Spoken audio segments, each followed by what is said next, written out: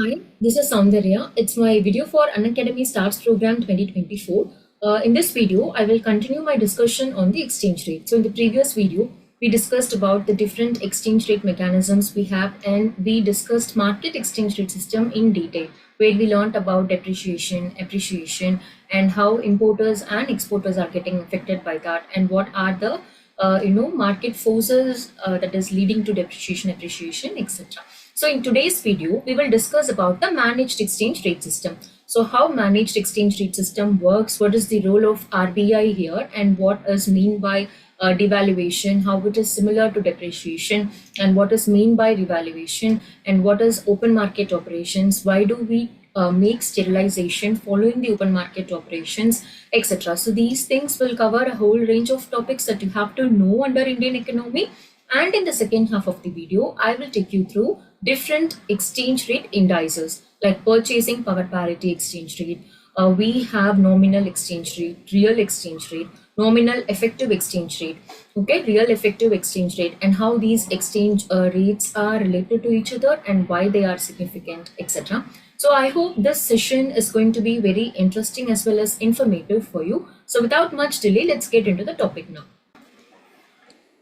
Before we begin, let's make a quick recap of what we learned in the previous class so as to have a better understanding.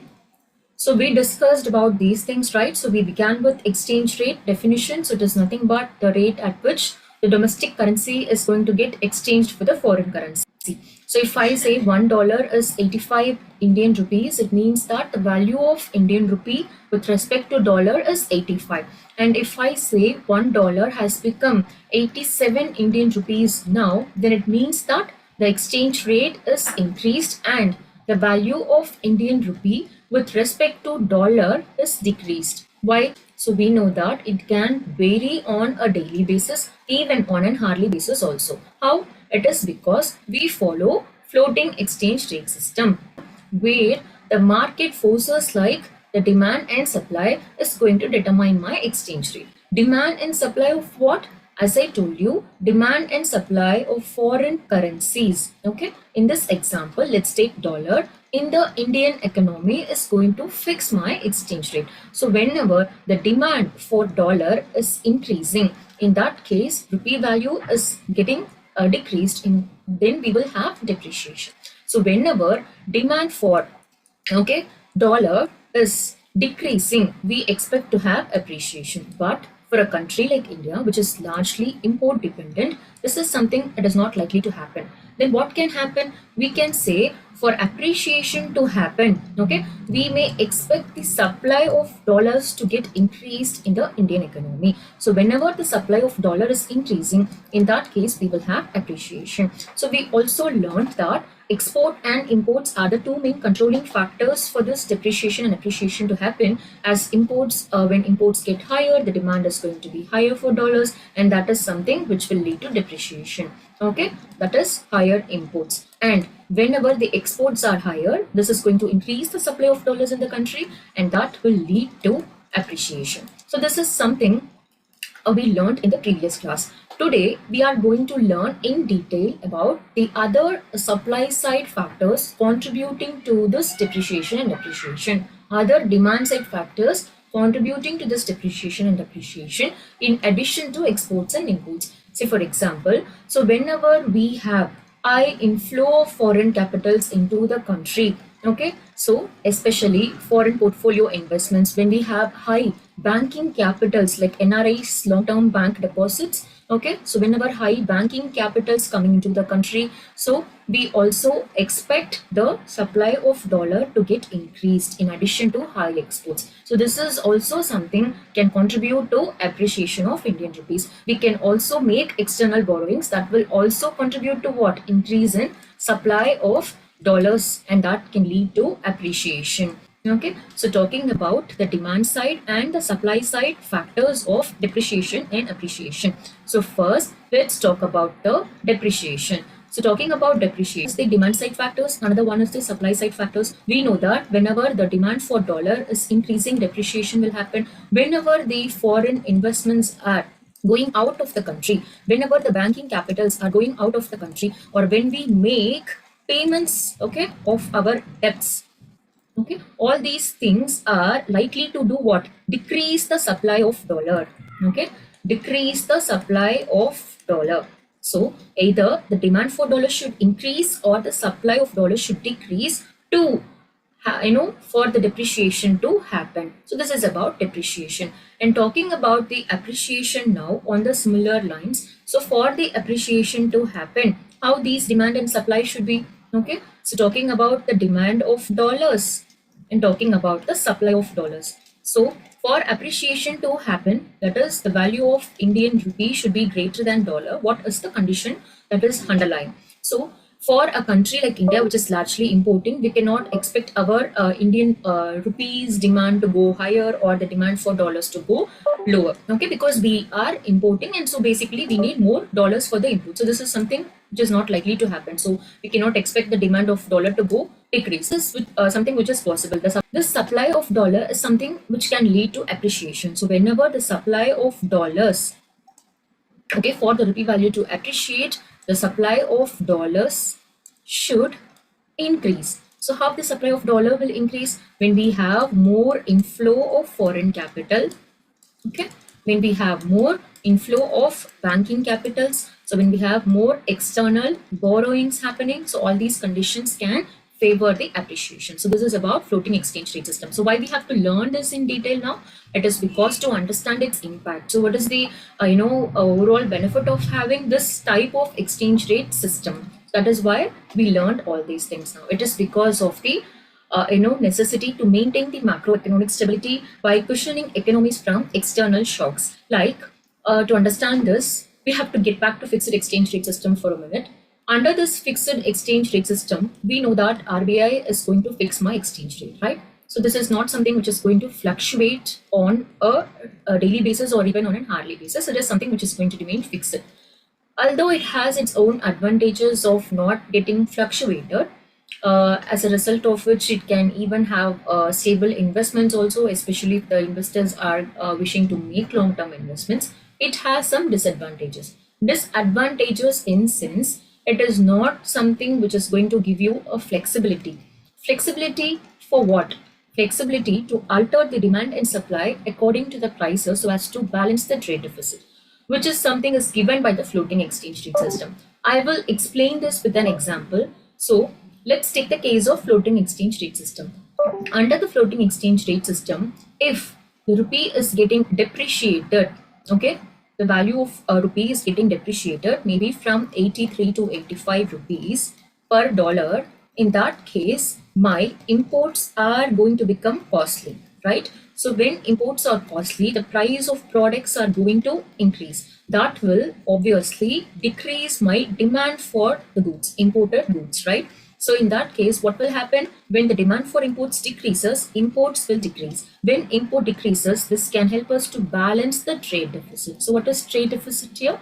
Trade deficit is equal to export minus import of goods and services. So whenever we have imports higher than exports, we are bound to have trade deficits, right? So this market exchange rate mechanism is something which can give a kind of macroeconomic stability. We can control the demand and supply. I mean, let other factors like inflation. So it will also help us to prevent the shocks from other economic crises, which we will see in detail shortly. And now moving on to its drawbacks. What are the drawbacks of the exchange rate system? See, it is largely dependent upon the speculations. Like say, for example, if there is a speculation that this country is not performing well, or the investments is actually going out from that country, as happened in case of 1997 crisis in Vietnam. Okay, so we know about the South East Asian crisis, right? So actually it happened because of speculation. So it is not just the outflow of foreign capitals in Vietnam that led to the crisis, but also because of the outflow of domestic savings of the people. But it was speculated that the foreign outflow is happening on a large scale, so which again triggered more outflow of foreign capitals. So in that case, we know the supply is going to get drastically reduced and affecting the country's value. That is value of the currency's value of the country, right? Next, it is subjected to fluctuations, as we know. And then it is not more managed. It is not more managed in sense whenever the depreciation is happening for a long time, or whenever the appreciation is happening for a long time, we have to manage it. Why? because depreciation is something going to benefit the exporters, but long-term depreciation is not good. Similarly, long-term appreciation is not good. So, okay, so in that case, we have to manage it, but there is no way to manage here. How to manage it? We have to do something externally to alter the demand and supply in such a way that we get rid of long-term depreciation and appreciation, but there is no way out for such management under this floating exchange rate system. So these are some of the drawbacks of having the market exchange rate system. And now how this drawbacks are getting rectified under the managed exchange rate system. So moving on to the fresh topic, managed exchange rate system. In this managed exchange rate system, as the name indicates, RBI will pitch in to manage the floating exchange rate. So largely we will follow floating exchange rate system only. That is, we will allow the demand forces, okay, the market forces to alter the exchange rate, but at times, as I told you, I will give you some references also. Under certain circumstances, RBI will voluntarily go for depreciation and appreciation. So this act of RBI in altering this market determined exchange rate system is called as managed exchange rate system. So in managed exchange rate system, RBI is going to alter the market exchange rate by doing some actions which we will learn it now shortly. If RBI is voluntarily leading to depreciation, that is called as devaluation. Okay, we will not call that decrease in value of rupee as depreciation, but rather devaluation, to mention that it is not because of market forces, but it is because of RBI's intervention. And similarly, when RBI intervenes to increase the value of domestic currency, that is called as revaluation. Okay, so here I'm introducing you to the two new terms, devaluation and revaluation. Let's see how RBI is going to make this devaluation and revaluation. So for devaluation to happen, so what we have to do under devaluation, so we expect our value of Indian rupees to go down and value of dollars to go high. And let's take this example of $1 becoming 85 rupees from $1 to 83 rupees. So in that case, the rupee value is depreciated. Now, how this RBI is able to change this 83 to 85 without the other factors which we discussed in brief today, the supply side and demand side contributions, to alter? That is what we have to know now. So how RBI can do it? It can do it by, okay, in this way, purchasing dollars from the banks to reduce its supply. We know that whenever supply of dollar is decreasing, that can lead to devaluation. Okay, so under what circumstances it can happen? For the value of dollar to get increased with respect to rupees, either demand should increase, demand for dollar should increase, or the supply of dollar should decrease. Now the RBI is going to do this second thing. So it is going to purchase the supply of dollars. It is going to purchase the dollars in the Indian economy. How? We know that exchange banks are commercial banks, or any banks which is dealing with exchange of foreign currencies, right? So RBI will exchange the rupees for the dollars. In that way, RBI will take all the dollars as it wants from the market. That is how it will reduce the supply of dollars. So in that case, devaluation will happen. And what it would lead to? It will lead to decrease in value of Indian rupees with respect to dollars. Okay. And now, let me tell you, it is also associated with increasing the money supply in the economy. How it can lead to increase in money supply? Yes, it can lead to increase in money supply, as well as it can lead to inflation, because whenever the RBI is exchanging rupees for dollars, so what it would do? Okay, it has to give Indian rupees and get dollars, right? So in that case, it is actually infusing rupees into the market. So it is increasing the liquidity of rupees in the market. So the money supply is going to get increased, because RBI is literally giving rupees for getting dollars, right? So this will lead to increase in supply of rupees, increase in money supply, and eventually leading to inflation. So we are doing devaluation and revaluation to meet certain situations. We will come to that later.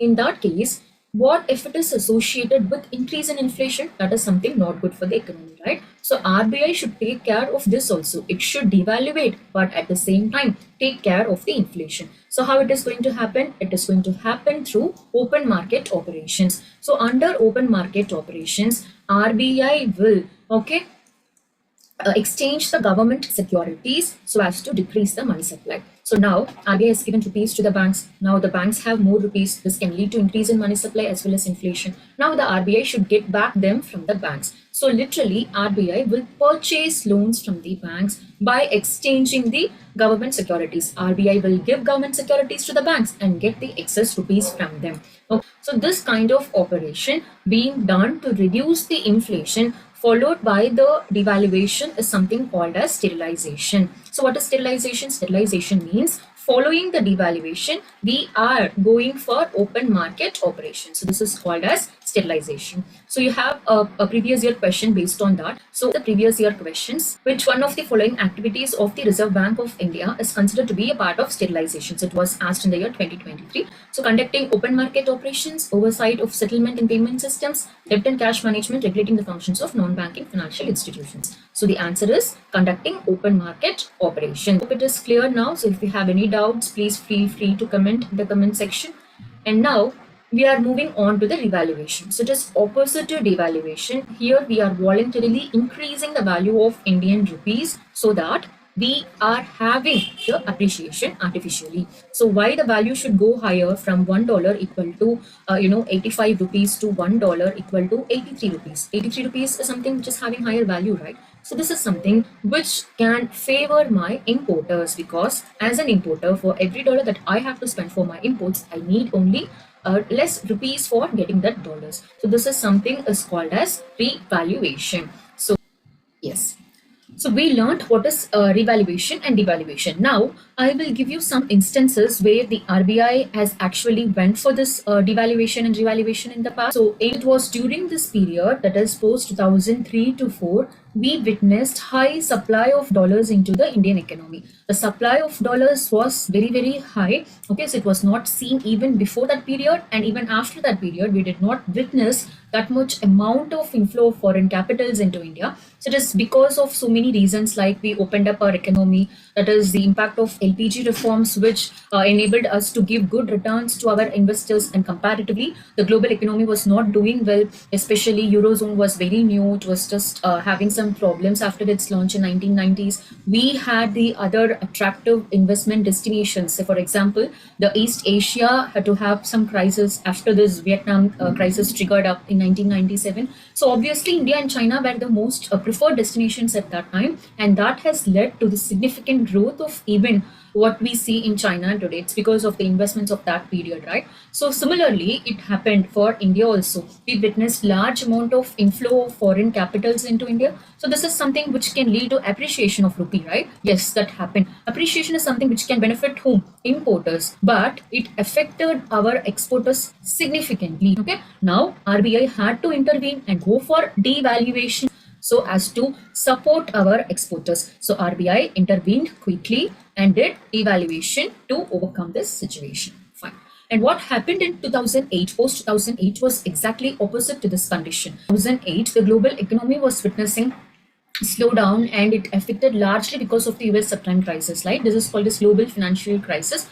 So the subprime crisis which happened in US affected the countries across the world largely, although India had less significant impact on that, which again led to less demand for our goods. Globally, there was less demand because of recession and all. So our exports were becoming less. Okay, but still we had to make our imports, and this imports were becoming costly because we dependent on some crucial items for imports like crude oil, etc. It was becoming costly. Why? Because the rupee value was depreciating so much. Okay, so post 2010, we witnessed the outflow of capitals. Okay, although this outflow of capital did not happen immediately after 2008, because as it happened in other cases, because India had partial convertibility in the capital account. We will discuss that in the separate video. So because of this protective mechanism we did not witness the quick outflow of capitals. But post 2010, when other countries got back to normal, they also became the destinations and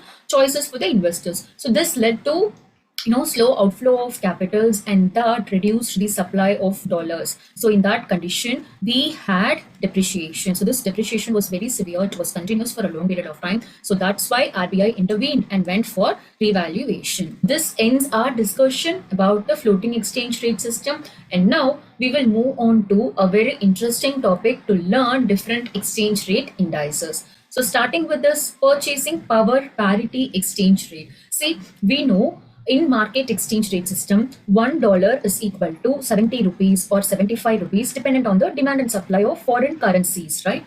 Okay, so here basically the import and export status of the country is going to fix it. But just imagine a country which is not that open to global trade, but still it is good enough to have its own production, good enough to have its own economy in a proper stable condition. So how can we compare these economies in terms of the exchange rate, which is based on import and export? For some countries, import and export may not be a large significant part of their economy, right? So on that condition, we need some other exchange rate to compare the country's economic performances, right? And there we have the purchasing power parity exchange rate, where we find the exchange rate with respect to the price of different products, price of the products consumed, okay, commonly in both countries. I will give you one example here. Let's take, if one burger is worth 40 rupees in the Indian economy, and if one burger is worth $1 in the US, then according to this purchasing power parity exchange rate, the exchange rate would be $1 equal to 40 rupees, provided if burger is the only good that is common in both the basket of US as well as the India. So what we are basically doing here, taking the common consumption basket and finding out the list of items that we have. So I have given you the example of burger. It can also be we can also include pizza. We can also include other goods which are commonly consumed, that is goods and services commonly consumed in both India as well as US, and finding out how much you have to spend for that in dollars, and finding out how much you have to spend for that in India in rupees, and finding out this exchange rate, right? So this is definitely going to be less than the market determined exchange rate, because we are comparing the performance of economy in terms of its purchasing power. So when we use this exchange rate in finding out the values of GDP of different countries, we will have a better value when compared with the market exchange rate. That is why we say India stands fifth largest in terms of market determined exchange rate. India is the fifth largest economy, right? But India is third largest when it comes to purchasing power parity based exchange rate. Now we are going to discuss about nominal exchange rate. Okay, so it is simply the market exchange rate, where we find the exchange rate of our domestic currency with respect to one foreign currency, that is dollar, or with respect to euro. Okay, so it is 1 to 1. It is like dollar with respect to rupees, it is euros with respect to rupees, etc. Now we are going to see nominal effective exchange rate. We know that nominal exchange rate is same as the market exchange rate, it is 1 to 1. But talking about the nominal effective exchange rate, we are finding the exchange rate of India with respect to a basket of currencies like dollars, euros, okay, pound, etc., by taking their weighted index, by taking their weighted average. Okay, so what basically we are trying to do, we are trying to find out the overall value of exchange rate of Indian currency with respect to a basket of currencies. We will take the weighted average. Weight, in sense, it depends upon its share in the Indian trade. Say for example, if you are making 35% of your trade in dollars, then dollars will be given 35% of weight. Similarly, we will assume the weight for other currencies here also. Okay, so this is about the nominal exchange rate. So what is nominal exchange rate here? So it is the trade weighted currency index. We are finding the exchange rate in terms of multiple currencies and not just dollars. How? By taking the weighted average index of basket of currencies. Why it is significant? Why we have to find it? Because it will give you the value of country's international competitiveness in terms of the forex market. So under this real exchange rate system, I'm going to compare not my value of Indian currency with other countries' currency, but rather the value of countries' goods with respect to the other currencies. So if I have 75,000 rupees with me, then in India, I can get one laptop for that, right? But this is not something which I can use for buying the similar product in the US. So if I go to US and exchange it for $903, if at all I was able to get one laptop there, then it means that here the purchasing power parity is equal to 1. prices remain same when exposed to common currency, right? Prices remain same when exposed to common currency. So if the laptop is getting, sold in the US for 20% more than what it is available in India, then it means that our exchange rate, that is the value of rupee, is 20% less than the value of dollar. So here again, as I told you, in the case of purchasing power parity, we are going to have less exchange rate value when it is compared with the nominal exchange rate. So this real exchange rate is going to be always less than the nominal exchange rate system. Talking about the significance of this real exchange rate system. To make a purchase, one should ideally consider the real exchange. Why? It will account for inflation as well as the international competitiveness when we compare the price of two goods in common currencies, as I told you. Talking about the real effective exchange rate, so we are nearing the end of this session. So this is something which is determined by adjusting the nominal effective exchange rate system with the price deflection. So how did we find this nominal effective exchange rate? We have taken the basket of currencies and we determined the value of Indian rupees with respect to those currencies by taking the weighted average of it. And why it is important? It is important because it gives the trade competitiveness of the Indian currency. So similarly, in the real effective exchange rate system, we are going to arrive at the exchange rate after accounting for the price differences under comparison. Okay, so why we have to do this? We have to do this to compensate the inflation led increase in prices, because just because you have higher price for a product in your country, it doesn't mean that the value of that product is actually higher in your country. It can also be because of what? Inflation. This is what we are trying to fix it with the help of real effective exchange rates. Okay, and then how it is basically done, we will take one example here. Okay, so it is done with the help of this simple formula. See, where we find out the real value by taking the near value and accounting for the price differences. So PF refers to the foreign price and PD refers to the price in the domestic. So what am I doing here? I am taking into account the price of the product in the foreign currency as well as in the domestic currency. So let's take an example. If I have this exchange rate value of near as 70 rupees, and then I will multiply it with maybe 20 divided by 80. Okay, in that case, what is this 80 representing? It is the price of the product in the domestic country. So if you take the same product in the foreign country you're comparing with, its price is just 20, right? So what we are doing here, we are accounting for the price differences. In case if there is depreciation happening, what will happen to these values? So we have to know that, right? So whenever depreciation happens, we know inflation is going to be higher, yes or no? Because depreciation is going to make what? The value of domestic currency less when compared to the foreign currency. So then it will obviously lead to inflation. So inflation is something which is capable of increasing this value, yes or no? So it will also lead to increase in this value of near. Okay, so let's take that value of near is actually increased because of inflation from 70 to rupees 80, right? So here what is happening now, how this value of rear will change when there is inflation. So this is what we are trying to find out, how this value of rear will change when there is depreciation happening. Okay, so at depreciation, so what would happen to this value of near and rear is what we are trying to find out now. So this value will increase, near value will increase, NEER value will increase, and this value is going to increase. So increase in this value will make the value of this division to decrease, because when the denominator increases, the division value, after finding the ratio, you will have the less value, right? So this value will tend to decrease. Okay, so this near NEER value will increase with depreciation and this value will decrease with depreciation, and the resultant rear value will increase. Okay, but we have to note that this increase in rear is less than increase in NEER. This is something we have to know. For example, if the depreciation is making NEER value to increase by 10%, then REER will increase, but not more than 10%, but less than 10%. Okay, so what you have to know here is not these calculations, but the simple fact that the depreciation is something which is likely to increase NEER. Okay, when NEER increases, it will also increase REER, but this increase in REER will be less than the increase in NEER. Okay, so if NEER is increasing by 10%, REER will probably increase by 6% or 5%, 7%, anything less than 10%. Okay,